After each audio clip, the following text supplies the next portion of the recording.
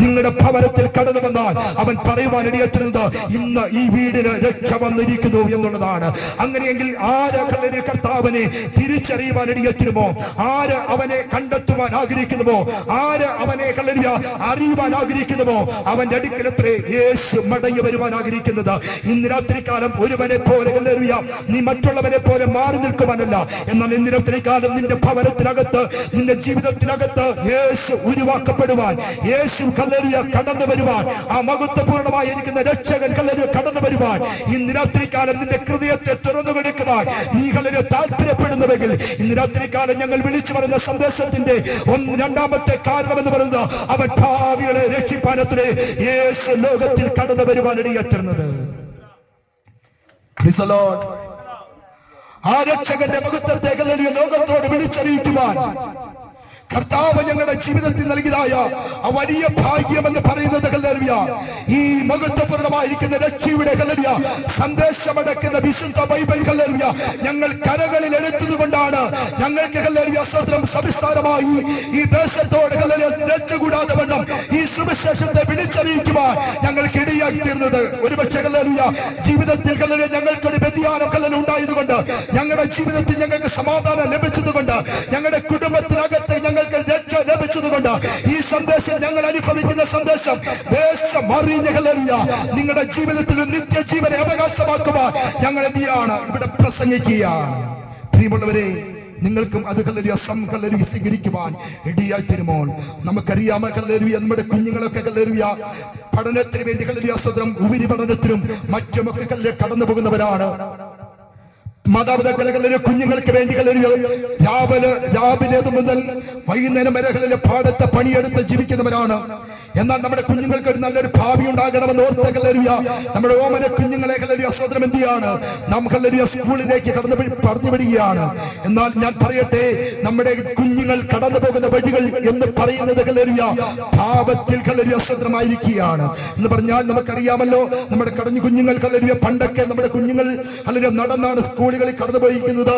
ഇന്ന് അതിന് അനുയോജ്യമായ വാഹനങ്ങൾ ക്രമീകരിച്ച് അല്ലെങ്കിൽ സ്കൂളിൽ ചെല്ലുക, സ്കൂളിൽ നിന്ന് ഭവനം വരെ വാഹനങ്ങളുണ്ട്. എന്നാൽ ഇന്ന് പറയട്ടെ, മാതാപിതാക്കൾ കുഞ്ഞുങ്ങൾ വീട്ടിൽ നിന്ന് ഇറങ്ങി സ്വതന്ത്രം പുറപ്പെടുന്നത് മുതൽ മാതാപിതാക്കളുടെ ഹൃദയത്തിൽ വലിയ വേദനയാണ്. കാരണം എന്താണ്? നമ്മുടെ കുഞ്ഞുങ്ങൾ ഭവനത്തിൽ വരുവോളം അത് സുരക്ഷിതമായിരിക്കുന്നുവോ എന്ന് അറിഞ്ഞുകൊണ്ട് മാതാപിതാക്കൾ വിഷമിക്കുന്ന ഒരു കാലഘട്ടം കൂടിയാണ്.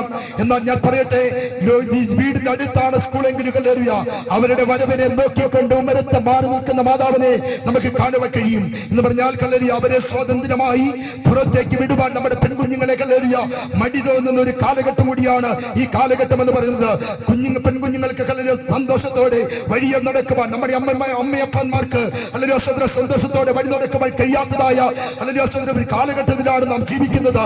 ഞാൻ പറഞ്ഞതിന് സാരമെന്ന് ചോദിച്ചാൽ നമുക്കറിയാമല്ലോ, നിത്യമായി കണ്ടുവരുന്ന അനേക കാര്യങ്ങൾ യോഗ്യമായ വസ്ത്രം ധരിച്ചുകൊണ്ട് മാന്യമായി ദേശത്തെ ജീവിക്കുന്ന അനേകരെ കടന്നുപോയി എന്ന് പറഞ്ഞാൽ മാഫിയുടെ പിടിയപ്പെട്ട ലഹരി മാഫിയുടെ പിടിയപ്പെട്ട അമർന്ന് അവർ മുന്നോട്ട് ജീവിക്കുമ്പോൾ നമുക്കറിയാം, കഴിഞ്ഞ ദിവസങ്ങളിലൊക്കെ എത്രയെത്ര കൊലപാതകങ്ങൾക്ക് നടക്കുവാനിടയെത്തുന്നു.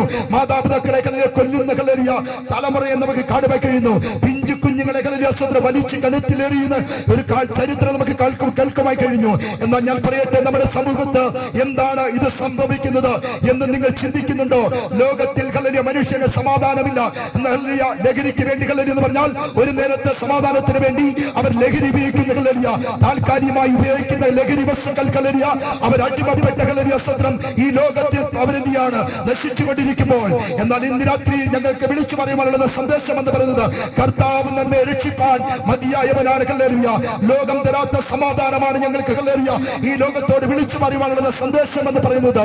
അങ്ങനെയെങ്കിൽ ഇന്ന് രാത്രി കാലം എത്ര പേർ വിശ്വസിക്കുന്നു കർത്താവ് ഞങ്ങൾക്ക് രക്ഷയെ കരസ്ഥമാക്കുവാനിടയെത്തിനും മറ്റൊന്ന് നിത്യജീവനെ അവകാശമാക്കുവാൻ കർത്താവ് അവന് മടങ്ങി വരുവാനിടയെത്തുന്നു. 3 കാരണങ്ങൾ വേഗത്തിൽ പറഞ്ഞ ശേഷമായി ഞാൻ എന്റെ വിഷയത്തിന് വിരാമം കുറിക്കുവാൻ താല്പര്യപ്പെടുകയാണ്. 3ാമത്തെ വിഷയം എന്ന് പറയുന്നത് നീ നിത്യജീവനെ പ്രാപിക്കണമെന്നുള്ളതാണ്. നമുക്കറിയാം, വേലാരിയപ്പോൾ സമരിയക്കാരി സ്ത്രീകൾ വെള്ളം കോരേണ്ടതിന് വേണ്ടി കിണറിന്റെ അരികിൽ നിൽക്കുമ്പോൾ യേശു ആ കുളത്തിന്റെ അരികിലേക്ക് കടന്നു ചെന്നിട്ട് സമരിയ സ്ത്രീയോട് ചോദിച്ചൊരു ചോദ്യമുണ്ട്, എനിക്കല്പം വെള്ളം തരണം കുടിക്കുവാൻ. ആ സ്ത്രീകളുടെ സ്വത്രം പറയുവാനിടയാറ്റുന്ന പ്രകാരമാണ്, നീ ഒരു യഹൂദനായിരിക്കെ എന്നോട് വെള്ളം ചോദിക്കുന്നത് എന്ത് എന്ന് ചോദിച്ചു. യേശു പറയുകയാണ്, നീ കുടിക്കുന്ന വെള്ളം കുടിക്കുന്നവന് നീ പിന്നെയും ദാഹിക്കും, എന്നാൽ ഞാൻ കൊടുക്കുന്ന വെള്ളം കുടിക്കുന്നവന് ഒരു നാളും ദാഹിക്കില്ല എന്ന് പറഞ്ഞു. Praise the Lord. യേശുവിന്റെ വാക്കിന്റെ മുമ്പാകെ ആ സ്ത്രീ പകച്ചു നിന്ന ശേഷമായി യേശുവിനോട് ചോദിച്ചു, നീ ആര് എന്ന് ചോദിക്കുമ്പോൾ അരുമനാഥനായിരിക്കുന്ന മശിഹയെ മനസ്സിലാക്കി കഴിഞ്ഞപ്പോൾ ആ സ്ത്രീ പറയുവാനിടയായിരുന്നു, ഞാൻ നിനക്ക് വെള്ളം കോരിത്തരാം. തന്റെ തീരുമാനത്തിന് മുമ്പാകെ അവൻ സമർപ്പിച്ചു കൊടുത്തപ്പോൾ യേശു ചോദിച്ചു, നിന്റെ ഭർത്താവ് എവിടെ എന്ന് ചോദിക്കുമ്പോൾ, എനിക്ക് ഭർത്താവില്ല എന്ന് അവൾ പറയുവാനിടയായിരുന്നു. അപ്പോൾ യേശു ചോദിച്ചു, ഇപ്പോൾ ഉള്ളവനോ നിന്റെ ഭർത്താവല്ലയോ എന്ന് ചോദിക്കുമ്പോൾ ആ സ്ത്രീക്ക് ഒരു കാര്യം മനസ്സിലായി, ഇവൻ ആരാണെന്ന്. ആ സ്ത്രീ പറഞ്ഞു, ഞങ്ങൾ പാരമ്പര്യമായി അബ്രഹാമിന്റെയും യാക്കോബിന്റെയും കിണറ്റിൽ നിന്ന് ഞങ്ങളുടെ തലമുറകളായി വെള്ളം കോരി കുടിക്കുന്നു, ഞങ്ങളുടെ മൃഗങ്ങൾക്ക് ഈ വെള്ളം കൊടുക്കുന്നു. എന്നാൽ ഇന്ന് വരെ ഈ വാർത്ത ഞങ്ങളെ അറിഞ്ഞിട്ടില്ലായിരുന്നുവെന്ന് ഞങ്ങൾ മനസ്സിലാക്കുന്നുവെന്ന് പറയുവാനിടയായിരുന്നു. ആ പട്ടണത്തിൽ വിട്ട എന്ത് ചെയ്തു, ആ യെരിഹോ പട്ടണത്തിലേക്ക് തന്റെ ദാസന്മാരുടെ അരികിലേക്ക് ആ സ്ത്രീ എന്ത് ചെയ്തു, വെള്ളം കോരി കൊടുത്ത ശേഷമായി യേശുവിനെ കുറിച്ച് പരിചയപ്പെടുത്തുവാൻ അവൾ എന്ത് ചെയ്തു, പട്ടണത്തിലേക്ക് മടങ്ങി പോകുവാനിടയായിരുന്നു. ഞാൻ ഇന്ന് രാത്രി കാലം ഈ സന്ദേശത്തോട് അറിയിക്കുവാനിടയായിരുന്നത്, യേശുവിനെ കുറിച്ച് പറയുമ്പോൾ നിത്യജീവനെ അവകാശമാക്കേണ്ടതിന് വേണ്ടി കണ്ടതായി സമരിയക്കാരി സ്ത്രീ യേശുവിനെ സാക്ഷീകരിക്കേണ്ടതിന് വേണ്ടി ആ സമരിയ പട്ടണത്തിലേക്ക് കടന്നു എന്നിട്ട് തന്റെ സഹോദരന്മാരോട് ദേശനിവാസികളോട് വിളിച്ചറിഞ്ഞ സന്ദേശം ഇതായിരുന്നു, ഞാൻ ഒരുവനെ കണ്ടിരിക്കുന്നു, നിങ്ങൾ അവനെ വന്ന് കാണുമേ.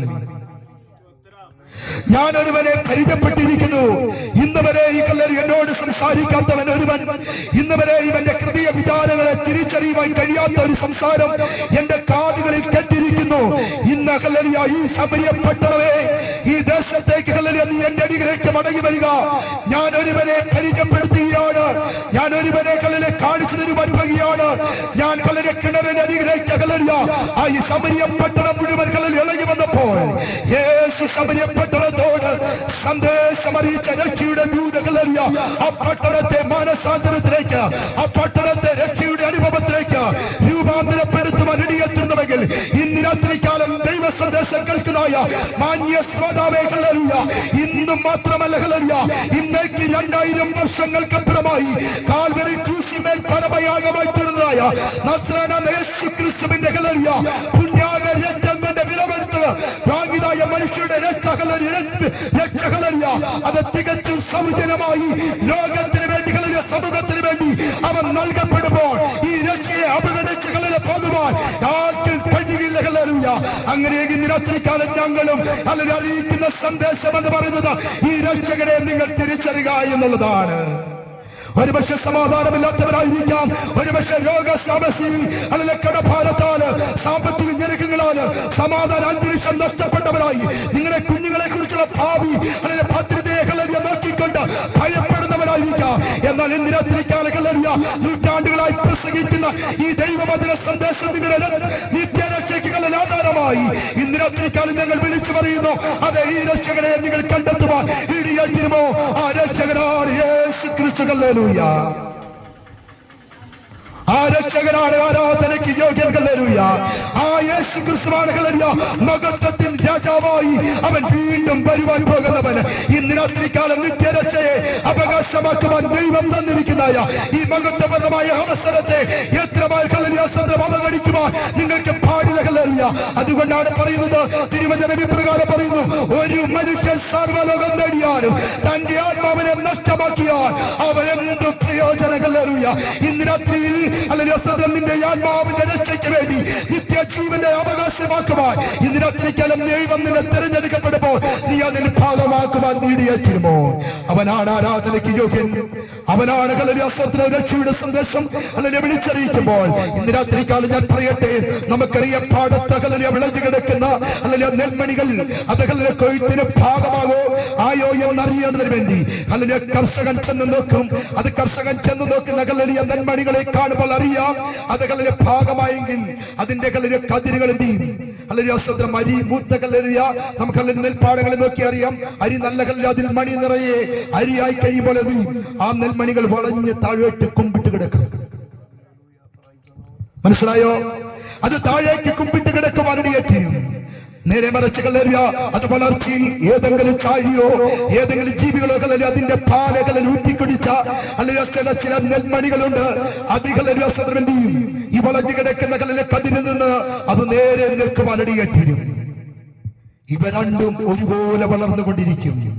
എന്നാൽ ഭാഗമാകുമ്പോൾ കൊയ്ത്തിന് സമയമാകുമ്പോൾ അത് കൊയ്ത് കളപ്പരിയിൽ ശേഖരിക്കുവാനിടയത്തിനും കളപ്പരിയിൽ കൊണ്ടുകൊണ്ട് വന്ന ശേഷമായി അതിനെ അതിനെ പേറ്റുവാനിടയത്തിനും പേറ്റുമ്പോൾ അതിന്റെ പതിര് മാറിപ്പോകുവാനിടയത്തിനും നല്ല മണികൾ നിറഞ്ഞതായ ആ നെൽമണി എന്ത് ചെയ്യും? അത് കളപ്പരിയിൽ അത് ശേഖരിക്കുവാനിടയത്തിനും അല്ലാത്തത് കല്ലൊക്കെയും തീയിലേക്ക് എന്ത് ചെയ്യും? അത് ഇടുവാനിടയത്തിനും. ഇന്നിപ്പോ രാത്രി ഞാൻ പറയുവാൻ ആഗ്രഹിക്കുന്നത് നിന്റെ അകത്തെ മനുഷ്യനെ രൂപാന്തരം വരുവാൻ തക്കവണ്ണമായി ദൈവത്തിന്റെ പരിശുദ്ധാത്മാവ് നമുക്ക് തന്നിരിക്കുന്ന സന്ദേശം എന്ന് പറയുന്നത് നിന്റെ ആത്മീയ ജീവിതത്തെ എന്ത് ചെയ്യണം?